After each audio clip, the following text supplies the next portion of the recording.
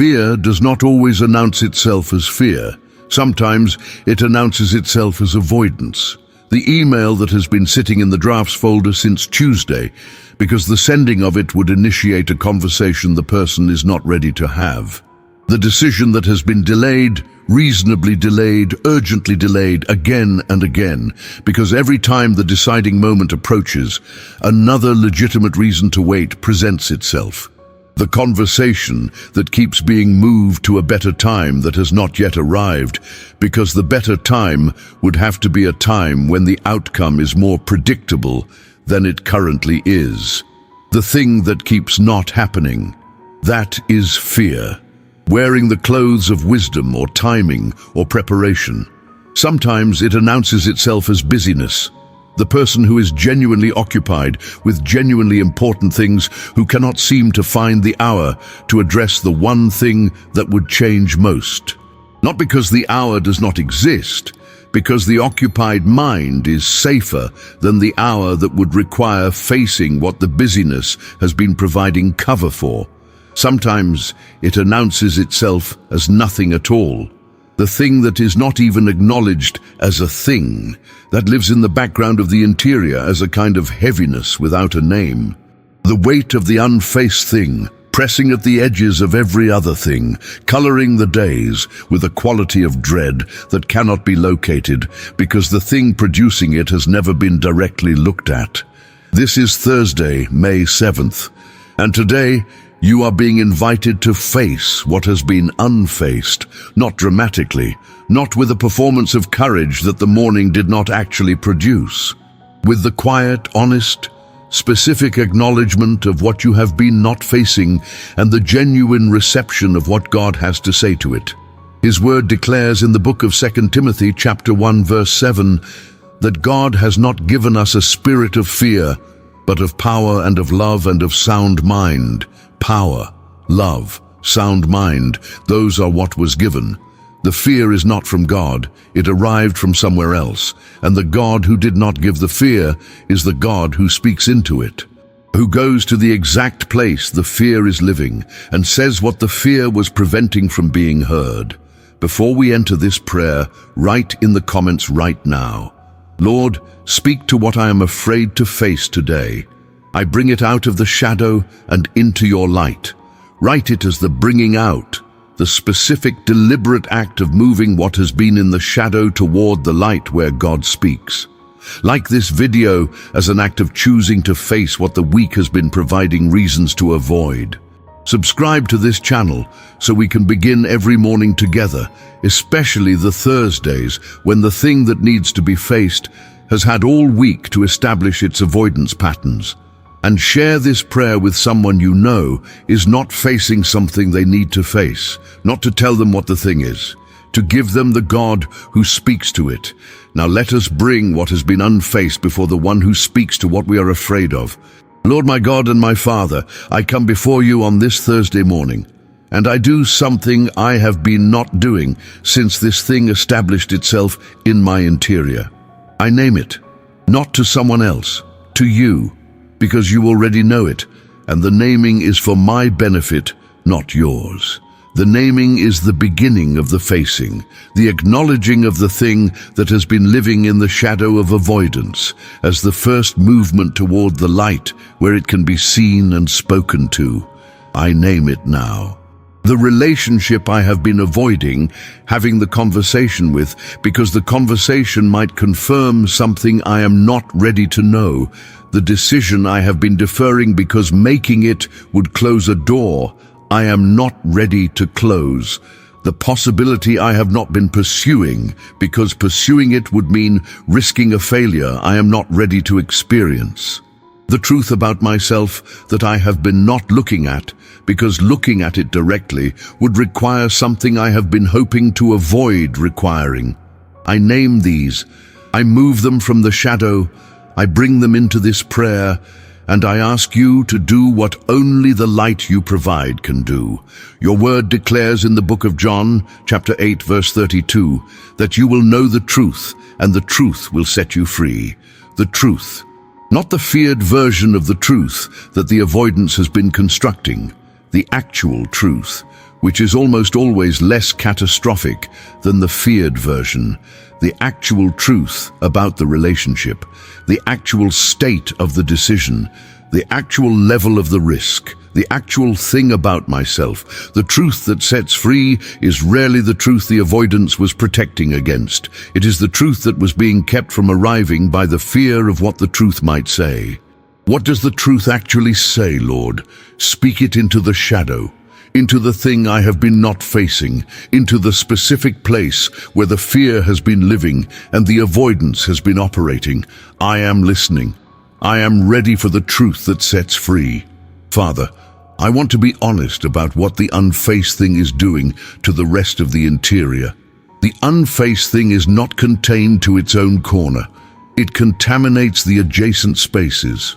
The conversation that is not happening about the relationship is coloring every other conversation with the relationship's current member. The decision that is being deferred is pressing on every other decision that happens in the area adjacent to the deferred one. The truth about myself that has not been looked at is filtering every perception of myself through the filter of the unnamed thing that has not been examined. The unfaced thing does not stay in its corner. It radiates. And the person who is managing their life around the unfaced thing, routing around it carefully, never approaching its actual position, is living a slightly distorted version of their actual life. The distortion is not catastrophic. It is subtle. The small way the avoidance requires energy. The slight way the not looking affects the looking at everything else. The quiet way the unnamed heaviness colors the ordinary hours. And the facing is not only for the sake of the thing itself. It is for the restoration of the undistorted life, the life that is not routing around anything, that is navigating from the actual position rather than from the position that accounts for the thing that cannot be approached. And there is something specific about the Thursday timing of this facing that needs to be named. The thing that has been unfaced all week has had time to grow. The avoidance of Monday contributed to Tuesday's avoidance. Tuesday's avoidance made Wednesday's avoidance feel more established. By Thursday, the unfaced thing has the weight of the accumulated avoidance behind it, in addition to whatever weight it had before Monday. And the Thursday person who faces it is facing a slightly larger version of the Monday thing, not because the thing itself grew, because the avoidance grew around it. There is an urgency to the Thursday facing that the Monday facing did not have. The week is more than half over. The thing has been growing heavier with every day it has not been addressed. And the Friday that receives the still unfaced thing receives it with the full accumulated weight of a week's avoidance behind it, which makes the Friday facing even harder than the Thursday facing, which makes the Thursday the right day. Face it today, before it accumulates another day's weight, before the Friday adds one more layer to what is already heavier than Monday intended it to be. Your word declares in the book of Psalms, chapter 32, verse 3 through 4, that when I kept silent, my bones wasted away through my groaning all day long. For day and night your hand was heavy on me, my strength was sapped as in the heat of summer. The keeping silent, the not naming, the not facing, it has a cost, the bones wasted away. The strength sapped, not in a dramatic way, in the slow, daily, accumulated way of the person who is carrying the weight of the unfaced thing through every hour of every day without putting it down, because putting it down would require looking at it. Lord, speak to what I am afraid to face today. I bring it out of the shadow and into your light. And Father, I want to ask for something about the fear itself before the facing, because the facing is not possible without the fear being addressed first. The fear is what made the thing unfaced, and the facing requires something that speaks to the fear before the person is capable of turning toward the thing. What God says to the fear is not, there is nothing to be afraid of. The thing may be genuinely difficult. The conversation may be genuinely hard. The truth may require something genuinely costly. God does not speak to fear by denying the legitimacy of what is feared. He speaks to fear by being larger than it, by being present in the feared thing in a way that changes the experience of it, by going before the person into what is feared and being already there when the person arrives. The facing is possible because God is already in the face thing, not waiting to see how the facing goes, already there in the relationship conversation, in the decision, in the truth about the self, already present. Having entered what the person has been avoiding before the avoidance could establish the permanent residence it was becoming. God is in the feared thing, and the fear of a thing that God is already in is a different fear from the fear of a thing the person would face alone. Lord, I want to pray now about what God specifically says to the feared thing, because the thing that is being faced is specific, and what God says to it is specific, not generic spiritual encouragement. The specific word for the specific fear in the specific person in the specific situation. In the book of Joshua, chapter 1, verse 7 through 9, God speaks specifically to Joshua, who is facing something that is genuinely frightening, not the absence of genuine difficulty. God says, "Be strong and very courageous." The courage is commanded in full knowledge of what is being faced, not dismissing it, acknowledging it. And then, do not be afraid, do not be discouraged, for the Lord your God will be with you wherever you go. Wherever you go, into the conversation that is being avoided, into the decision that keeps being deferred, into the truth that has not been looked at. Wherever you go into the facing, God is with you in it. The specific word God speaks to the feared thing is, "I am with you in it," not from a distance, in it, where the facing takes place, where the conversation happens, where the decision is made, where the truth is looked at and received, in it, with you. Your word declares in the book of Isaiah, chapter 41, verse 13, that the Lord your God will hold your right hand, saying to you, "Do not fear, I will help you." Hold your right hand. That is not a metaphor for spiritual accompaniment. It is the image of a hand physically held by someone who is present in the moment that requires the holding. And what is held is the right hand, the acting hand. The hand that initiates the conversation, that makes the decision, that reaches toward the truth that has been avoided.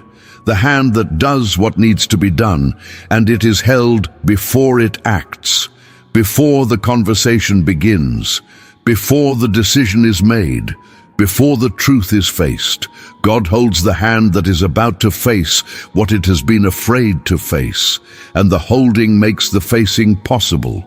And Father, I want to ask for something about the specific form of courage the hand-holding produces.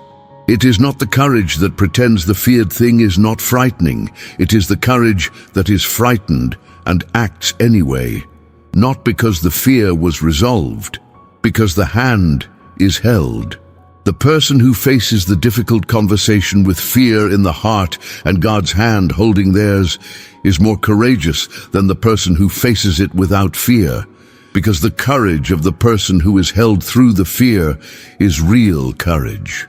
The courage that performs confidence it does not have is not courage. It is performance. The facing that happens in this prayer is the real kind.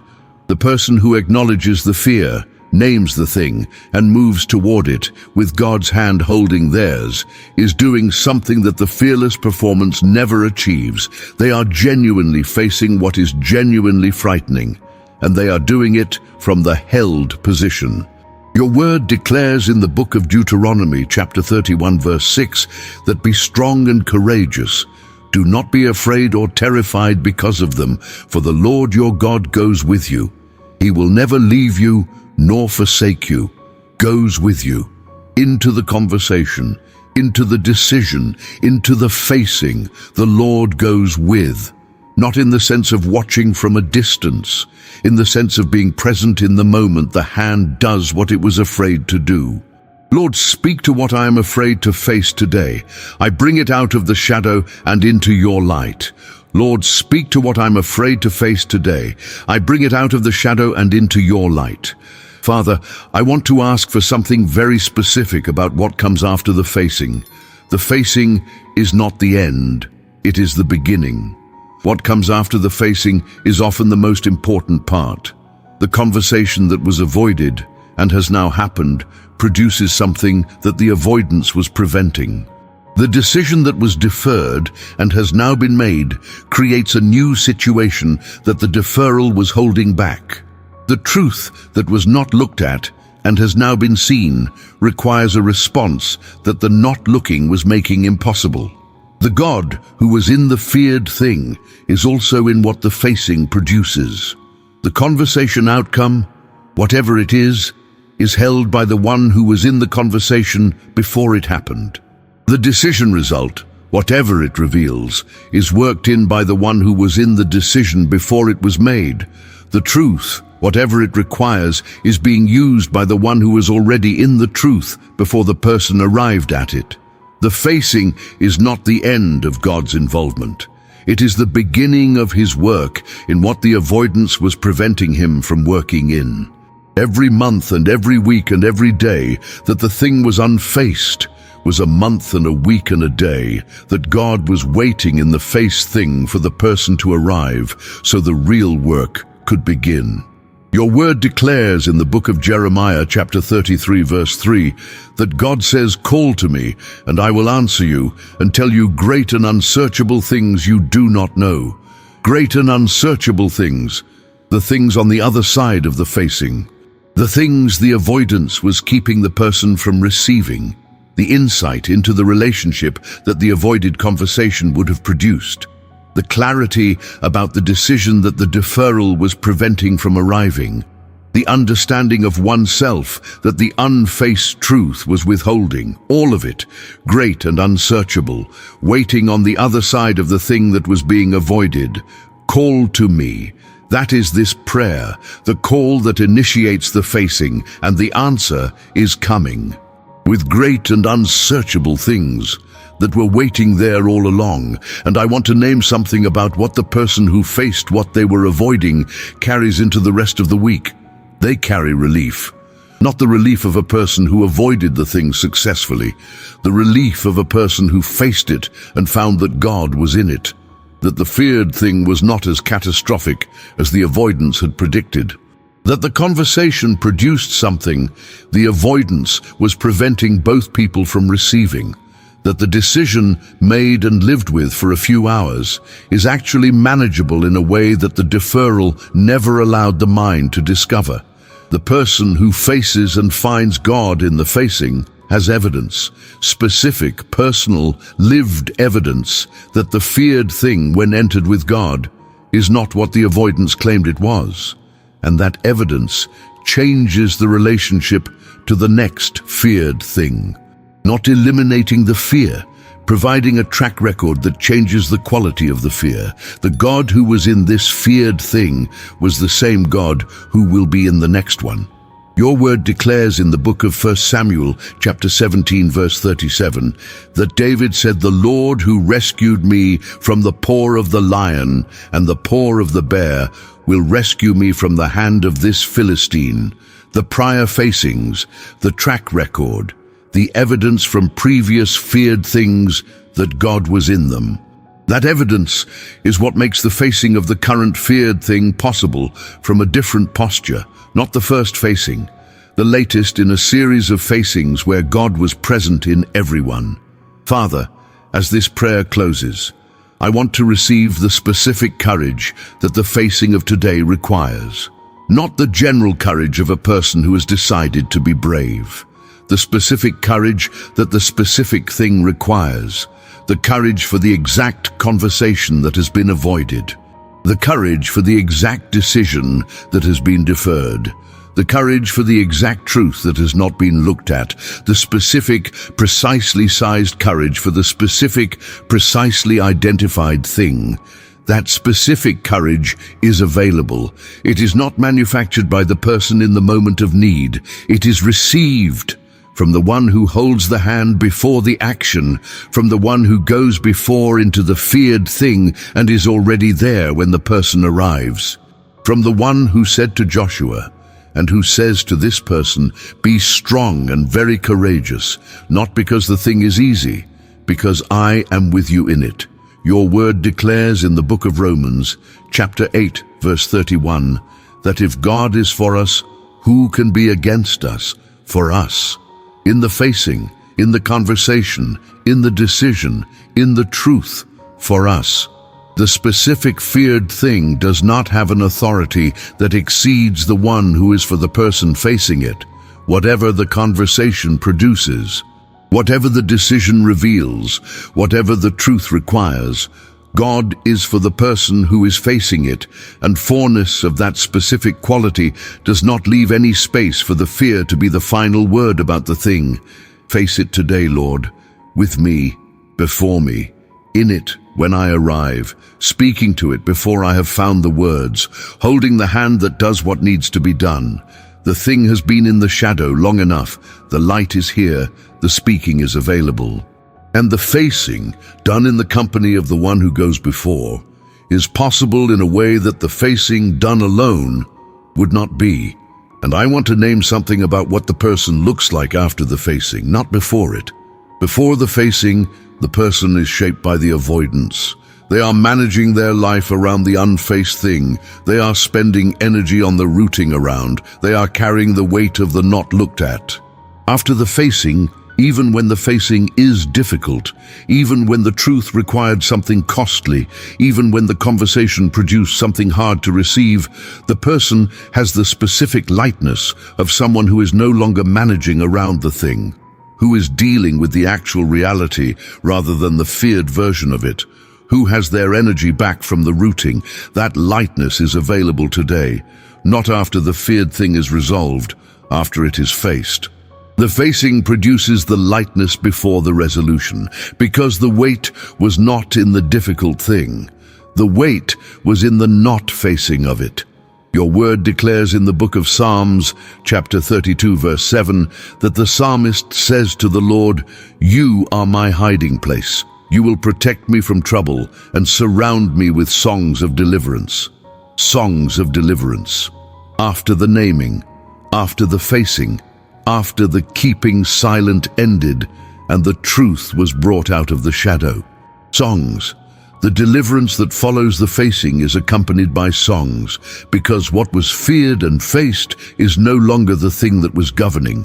The facing set the person free from the weight of the not facing, and the free person arrives at Friday singing, "Lord, speak to what I am afraid to face today. I bring it out of the shadow and into your light."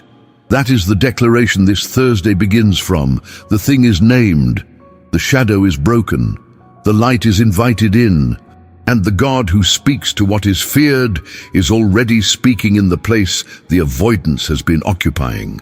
The facing is possible. God is in the faced thing. The hand is held. To everyone who prayed with me this morning, go back to the comments and write it one final time. Lord, speak to what I'm afraid to face today. I bring it out of the shadow and into your light.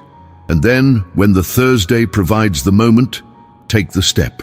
Make the call, send the email, have the conversation.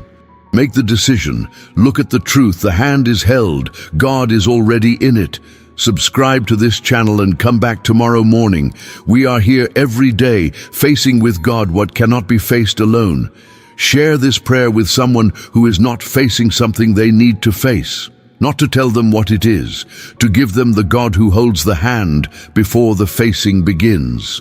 May the Lord speak specifically and clearly into the feared thing you brought into this prayer today. May the truth that sets free arrive in the exact form you need to receive it. May the hand that does what needs to be done today feel the holding of the one who said, "I will help you." And may you arrive at Friday with the specific lightness of someone who faced what they were afraid to face and found that God was already there when they arrived. In Jesus' name, amen.